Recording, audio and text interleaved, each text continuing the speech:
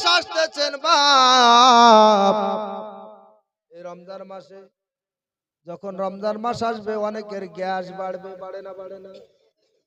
এই বাড়ে না বাড়ে না? গ্যাস বাড়ে, অনেক কিছু বেড়ে যায়, প্রেসার সুগার সব কিছু বেড়ে যায়। আবার রমজান চলে যাবে, তখন সব আবার ঠিক হয়ে যাবে। আল্লাহর নবী সাল্লাল্লাহু আলাইহি ওয়াসাল্লাম, দয়ার নবী, মায়ার নবী, রহমাতুল লিল আলামিন নবী, যে নবী আমার সারা জীবন ধরে উম্মতি উম্মতি বলে কাঁদিলেন, এই ইসলামের জন্য কত কষ্ট করলেন, এই ইসলামের জন্য তায়েফবাসীদের আপনার পাথরের আঘাত খেতে হয়েছিল, এই ইসলামের জন্য, ইসলামকে প্রতিষ্ঠিত করার জন্য আল্লাহর নবী সাল্লাল্লাহু আলাইহি ওয়াসাল্লাম দিনের দাওয়াত দেওয়ার জন্য তায়েফে যখন আপনার গিয়েছিলেন, আল্লাহ রাসূল সাল্লাল্লাহু আলাইহি ওয়াসাল্লামকে আপনার পাগল বলে পাগল বলে পাগল বলে আপনার পাথরের আঘাত করেছিল, এত আঘাত করেছিল যে আঘাতে দয়ার নবী, মায়ার নবী, রহমাতুল লিল আলামিন নবীর আমার রক্ত মুবারক জোরে জোরে জোরে জোরে আপনার জুতার তল পর্যন্ত আপনার ভিজে গিয়েছে। দয়ার নবী, মায়ার নবী, রহমাতুল লিল আলামিন নবীকে ফেরেশতারা আসার পর বলে, ইয়া রাসূলুল্লাহ, ইয়া হাবিবাল্লাহ, নবী গো,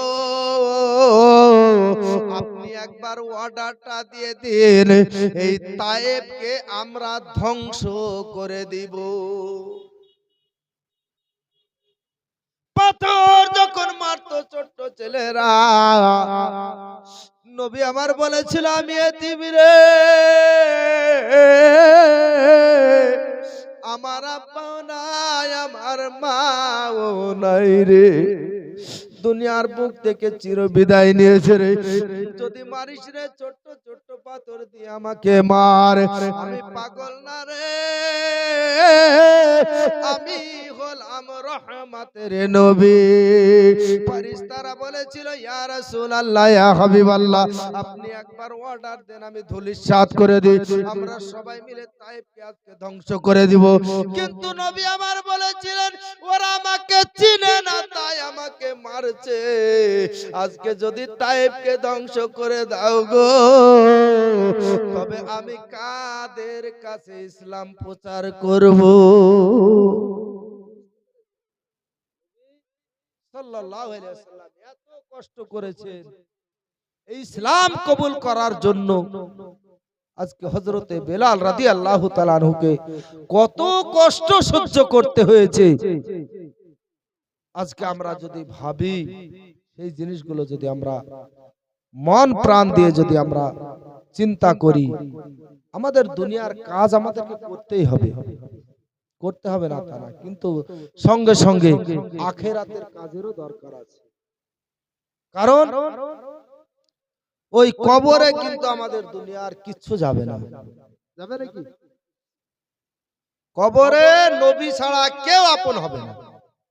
আপনি এত বাড়ি করেছেন, এত টাকা পয়সা করেছেন, এত ধন সম্পদ করেছেন, কিন্তু সব ধন সম্পদ দুনিয়াতেই রয়ে যাবে।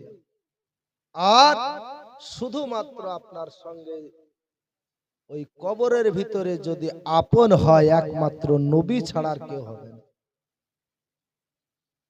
একটা গজল ভিতরে খুব মানে ভিতরকে কান দিয়ে দিচ্ছে, যে সত্যি গজলটা কি মানে কিভাবে লিখেছে, যে লিখেছে সেও বুঝতে পেরেছে যে এই লেখাটার কত গুরুত্ব। দু লাইন আপনাদেরকে শুনে দিন। একদিন আমার নাম হবে লাশ, হবে না? হবে।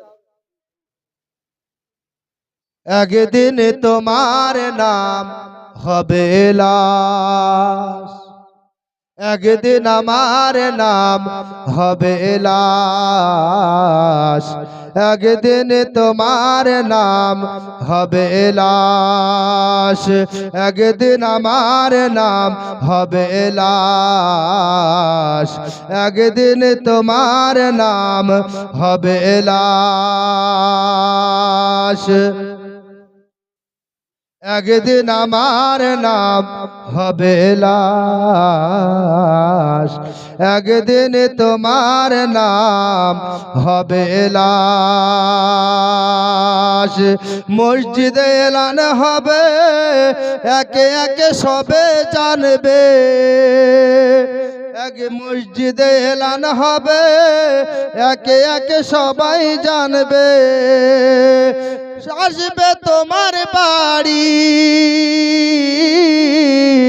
মসজিদে এলান হবে, একে একে সবে জানবে। দলে দলে আসবে তোমার বাড়ি, একদিন আমার নাম হবে লাশ, একদিন তোমার নাম হবে লাশ। আল্লাহুম্মা